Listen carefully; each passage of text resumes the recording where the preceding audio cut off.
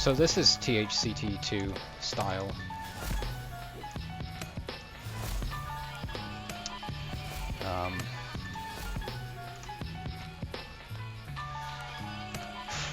It's a map that I don't play, basically, and what we're going to do real quick is just determine exactly why. By looking at the spawn system, the weapon distribution, and the major item distribution in this world spawn. The world spawn is the map, the name of the map. So we have a green spawn right here. This passageway leads to the upper yellow, lower yellow's over here. This green's basically redundant, in my opinion. 2 yellows and a green and a red is not really an item set. So let's just compare. I guess a red spawn to one of the yellow or green spawns. Is this the only... I can switch to edit mode like this, as you can see, just to check out the exact spawn location. So we have one here by the 225s, we have one up here.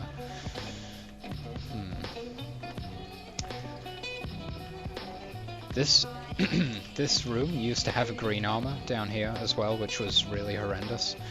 There were some changes made to this map, such as moving this teleporter over here. It used to kind of be behind this yellow over this way, which was really, really bad. So this is a significant improvement, as well as the green being removed from this room. That has really helped as far as the overall balance of the map goes, but it's still, unfortunately, not quite playable in my opinion. And so let's just look at the spawn system. Let's go with this this spawn on red side. So what can we do from this position? We can take the red, we can take the rockets, and we can move into position to contest the mega all very quickly. That's the other red spawn. Basically the same process, but fractionally slower. Here we have a yellow spawn from this position. I guess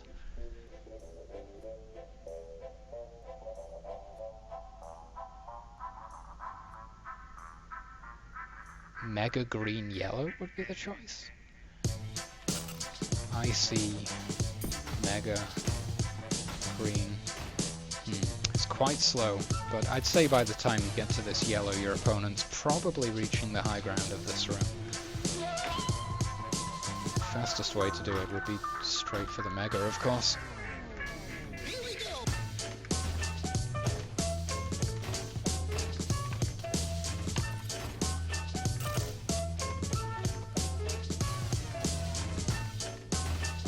God, it's so awkward.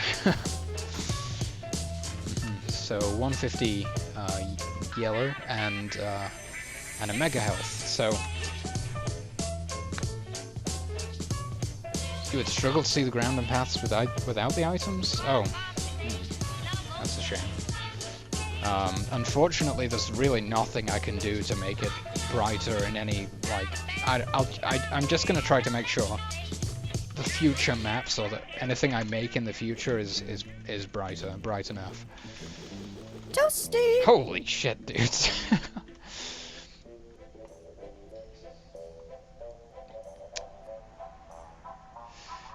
Oh, what's up, Pulex?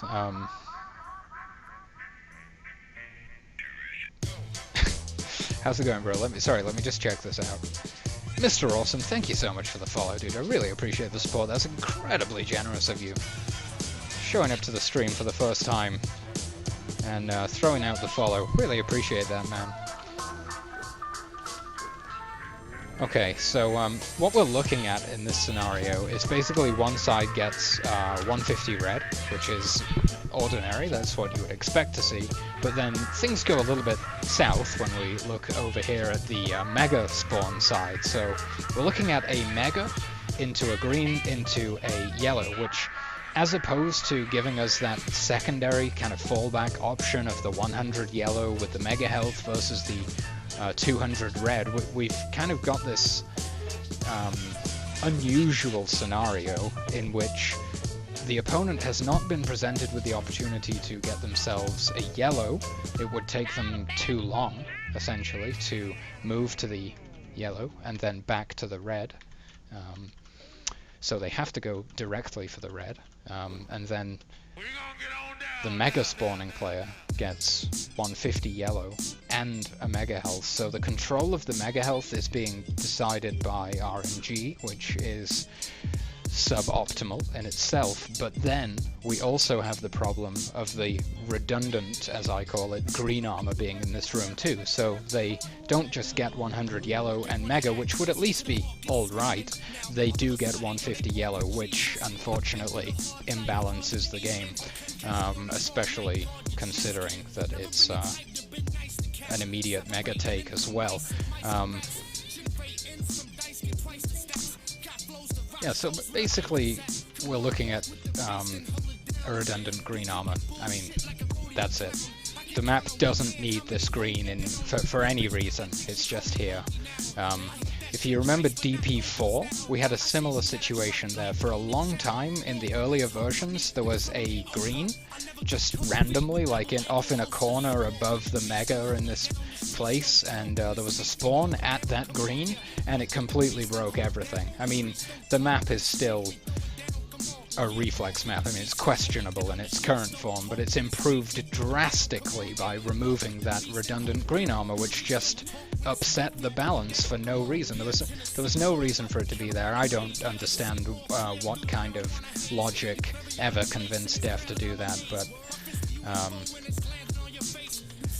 I discovered after communicating with Terrifier for a long period of time, we had a huge discussion that spanned the duration of an entire stream one day, and I basically came to understand that Def and Terrifier, they're working towards different end goals, if that makes sense. Now, when we look at DP5 and we've analyzed it, and we all know the evidence is there that we have this lower yellow, what yellow even is it? There's the yellow on the side, which has the plasma rifle, the big room with the yellow up on the top platform there. There's a low spawn in that room, and if you get that spawn and your opponent gets the mega spawn at the lower rocket launcher, essentially, the mega spawning player gets both of the rocket launchers and a stack advantage. They get a mega and a yellow and a high ground advantage. So in Def's opinion, or by his logic, he's fine with that. We discussed it. I tried to raise the concern in the DP5 thread and things, but he says it's been tested and it's completely balanced, and that's because he's working to a very different definition of balance. You see, I tried to analyze and understand the level design in CPMA and really grasp exactly how they've balanced their maps there, but Def is and Terrifier, they're working towards their own concept of balance. So when we try to have a discussion about how we're going to balance a map, it doesn't work because we're working towards different end goals. So I can say DP5 is imbalanced, but Def's perfectly happy with it. He's made what he wants to see, and it functions as he intended. So I don't know where I'm going with this anymore, dudes. I'm honest with you. I'm lost. What are we talking about again? Maps, reflex, something? I don't know. Oh yeah, that's right. Okay, it came back to me. So basically, what I'm trying to say is, Tahase is probably working towards his own definition of map balance again. Oh shit, sorry about the stream freezing, dude. So that's the reason he has this redundant green armor in here, because for some reason, by his logic, it seems to be necessary. So he wanted it there, but when you, I don't know, apply CPM logic, it doesn't work. It's imbalanced. You're giving a stack advantage to this mega spawning player for no real reason at all. If it was removed, it would make sense, because you would go mega, you would go yellow, or you would go to the other yellow, leaving this yellow here. You know, and that makes That makes complete sense. Except it doesn't, because the way that this spawn system works, so, right, let's apply this logic. Let's say the green's gone. So they're going to take the Mega into just the lower yellow. They could go for either of those yellows, but let's just speculate they go for the lower yellow. So the upper yellow is up. I get this spawn. Now I somehow, with my godlike, omnipotent presence of awareness, I interpret the audio cue of my opponent spawning down at the IC next to the Mega, and I'm like, okay, I know exactly what's going to happen. That green doesn't exist. He's getting Mega on one of those yellows. He's probably going to go for the lower yellow. I'm going to try to deny the upper yellow. It's the safest option. I can avoid conflict and hopefully get back to this room. So I have to pass through here. I have to take this yellow, and I have to move back like this and get onto this red. Now I'm at 200 red, which would leave me in an equal scenario against an opponent with a yellow, 100 yellow, and the Mega health, which is excellent. But if we look at this, we're looking at one. Okay, my movement is not that great, bear in mind. You could even go this way. You could go straight for the yellow, right? I'm gonna... Oh god, it's so awkward. How... I don't know how you make a map this awkward. It just feels horrible.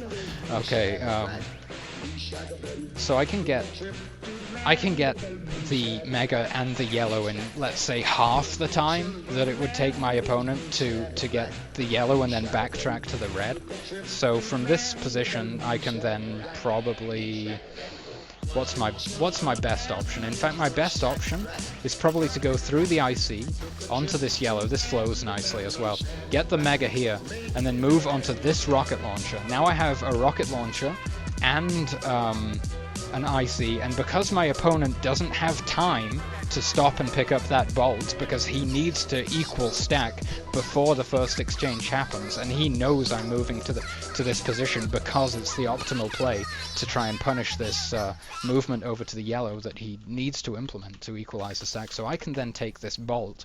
If he's some kind of movement god, he's maybe leaving this room by now, but that in itself seems quite unlikely. But let's say he is. I can then chase him into this room. I have all three of the high tier weapons. He has no weapon whatsoever, nothing, and 100 yellow, and I have a Mega and 100 yellow to work with, and all three weapons. So that's basically as imbalanced as it could get, pretty much. If you can reach this rocket launcher before your opponent gets around this corner to this yellow, then they literally have no stack and no weapons, and you have a yellow and a Mega, an IC, and a rocket launcher. That's not a balanced map. That is... no. It doesn't work. So even removing the redundant yellow doesn't fix the problem. We need to completely strip out the spawn system, the weapons, the major items, really evaluate this world spawn and replace them logically in a fashion that works and cultivates balanced exchanges between two players that have the sufficient map knowledge to not make mistakes and to take the correct major items / weapons optimally off of whichever spawn set happens to occur in the game. That's it, there we go. Such passion.